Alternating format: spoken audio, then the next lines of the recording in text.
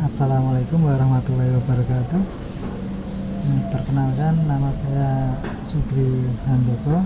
Di sini saya akan menjelaskan proses grafting, yaitu menyambung antara rootstock atau batang bawah dengan varian anggur import. Ini kebetulan kita pakai Entres dengan varian Dubosky Red. Nah, di sini kita siapkan bahan-bahannya dahulu. Ini RS-nya dari jenis Red Master. Kemudian kita ambil Entres yang segar. Di sini ciri-cirinya ada mata tunas yang bagus, dia mempunyai potensi tumbuh yang bagus, ditandai dengan mata tunas yang sudah atau matang, sehingga ini nanti kalau disambung biasanya akan tumbuh tunas dengan daun yang bagus seperti yang di atasnya sini. Nah, ini selain itu kita siapkan bahannya juga parafilm. Ini biasa digunakan untuk sebagai sealer pada botol-botol medis biar kedap udara. Kita gunakan parafilm ini untuk menjaga agar pada sambungan nanti tidak ada udara yang masuk ataupun air yang masuk ketika nanti bibit disiram, sehingga tidak menyebabkan kebusukan.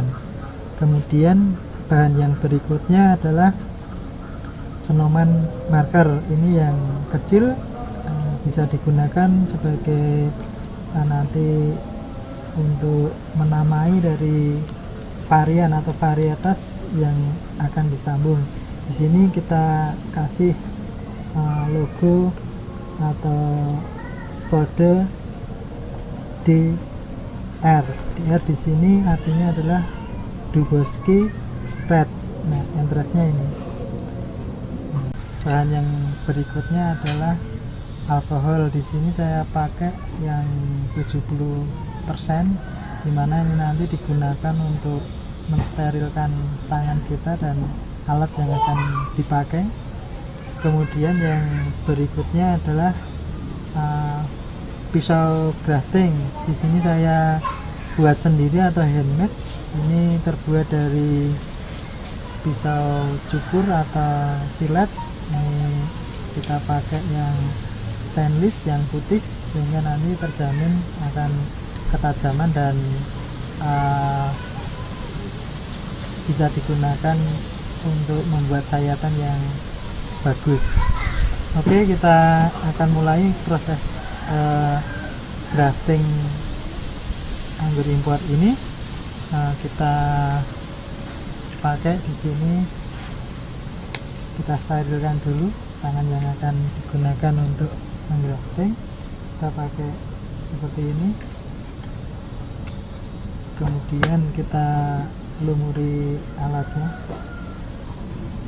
Setelah itu kita basuh tangan kita seperti sterilkan tangan pada kondisi COVID-19 ini. Kemudian kita siapkan entresnya. Tadi sudah dipilih atau pilih yang entres yang bagus, yaitu ditandai dengan mata tunas yang menonjol atau yang siap untuk pecah di sini. Nah, kita pakai Entres Dubosky Red. Nah, kita bisa gunakan satu mata tunas ataupun dua mata tunas. Kita siapkan di sini, akan kita pakai yang ukurannya sama dengan rootstocknya. Nah, sekian.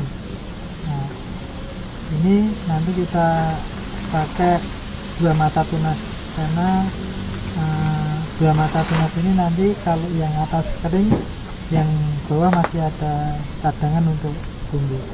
Nah, kita ambil dua mata tunas di sini.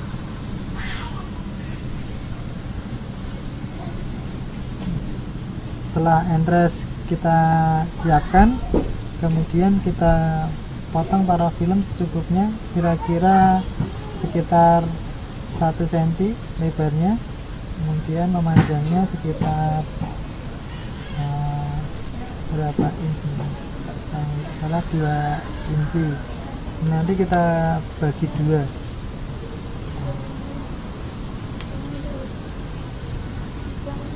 Nah, entres yang akan disambung, alangkah baiknya kita balut dengan parafilm tersebut.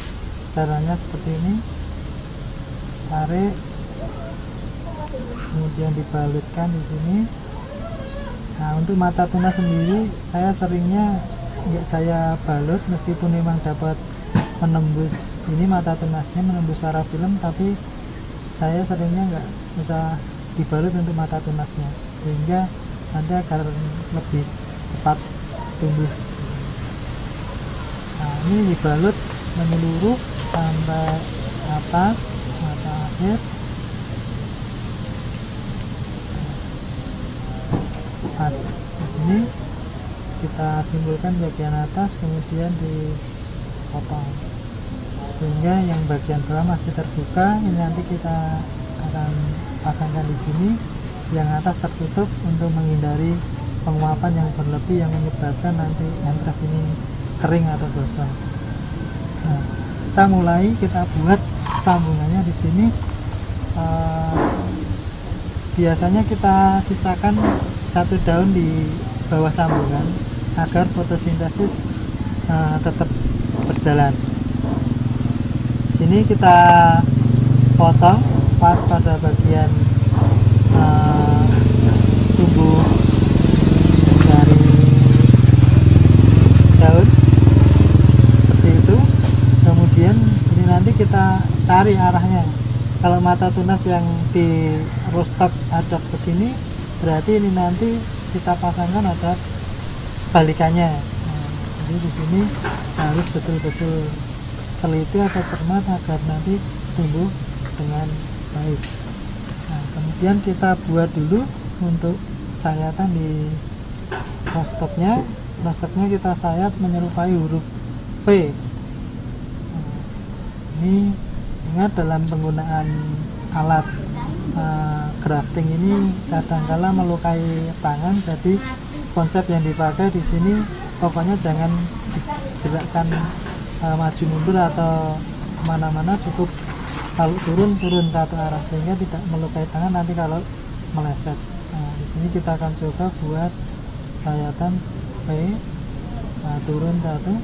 Ini meskipun kena tangan saya, tapi di situ enggak keluar darah karena dia tidak kita tarik. Kebanyakan kalau grafting itu kalau ditarik akhirnya tangan nanti kalau kena bisa luka dalam atau berdarah. Nah, kita buat cekungan yang V. Nah, ini sisanya kita buang. Kemudian kita siapkan yang entresnya, karena di sini kita buat V, di sini kita juga buat V juga. Perhatikan arah mata tunas tadi, dia akan hadap ke sana. Nah, ini juga kita hadapkan ke sana V-nya. Nah, kira-kira nanti kita kasih V dengan jarak 1 cm. Nah, ini kita pakai silet yang sudah diberi gagang. Pelan-pelan. Entres yang dipakai di sini bukan entres sayur atau masih muda, ini pakai yang sudah lumayan keras, meskipun hijau tapi sudah lumayan keras dan memiliki mata tunas yang bagus.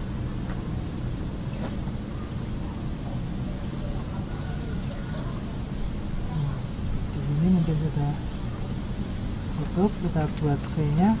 Nanti kita akan tancap di sini.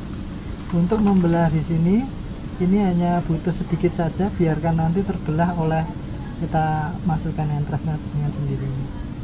Nah, di sini kita akan tancapkan ada ke sana.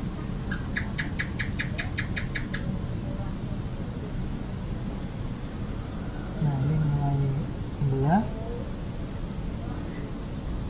Kemudian kita siapkan parafilmnya.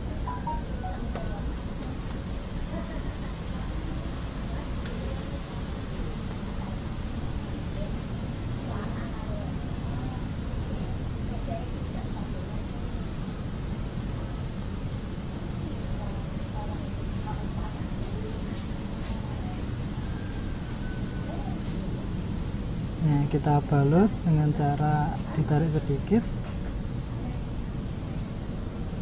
secara merata.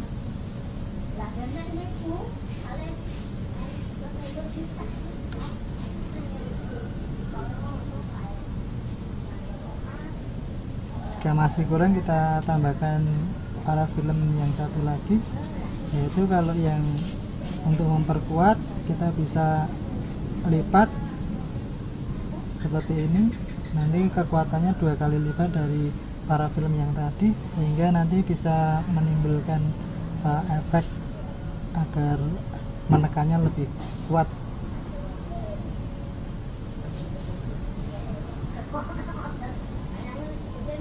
Di sini kita balut sampai semuanya berhasil tertutupi, baik sambungan-sambungannya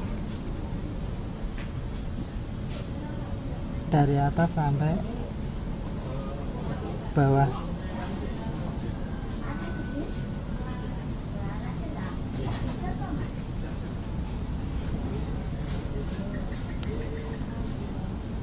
Nah, hasil akhirnya adalah seperti ini. Grafting untuk sambung pucuk mempunyai kelebihan di sini, akar yang sudah kuat, kemudian tunas yang sudah tumbuh, kemudian entres yang berkualitas dan terbukti validitasnya, maka ini nanti diharapkan menjadi bibit yang berkualitas. Untuk tahap akhir dari proses grafting ini adalah penyimpanannya. Nah, setelah di grafting ini kita simpan di tempat yang teduh. Biasanya kalau saya akan mengambil tempat di mana jamur itu tumbuh, misalnya ada di ruangan di belakang saya ini. Di sini banyak sekali untuk yang sudah diproses grafting. Untuk penyimpanan di awal kita taruh di bawah, di sini tidak terkena sinar matahari.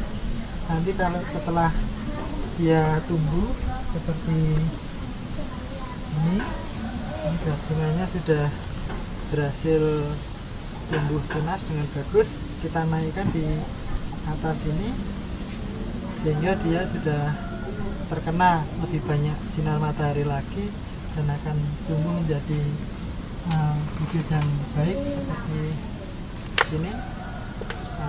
Setelah tumbuh sebanyak 4 daun, biasanya kita akan pindah ke ruang yang ada di sebelah. Jadi dalam grafting ini yang perlu diperhatikan adalah satu, kualitas rootstock. Rootstock harus sudah mempunyai akar yang sempurna atau baik, bahkan banyak, coklat, kuat, tumbuh dengan bagus. Kemudian syarat yang kedua, entres dari pohon indukan yang sudah terbukti validitasnya, kemudian diambil dalam keadaan fresh, potong, kemudian langsung disambung. Kemudian perhatikan yang berikutnya, perhatikan arah mata tunasnya agar pas ketika tumbuh dan nutrisinya cukup.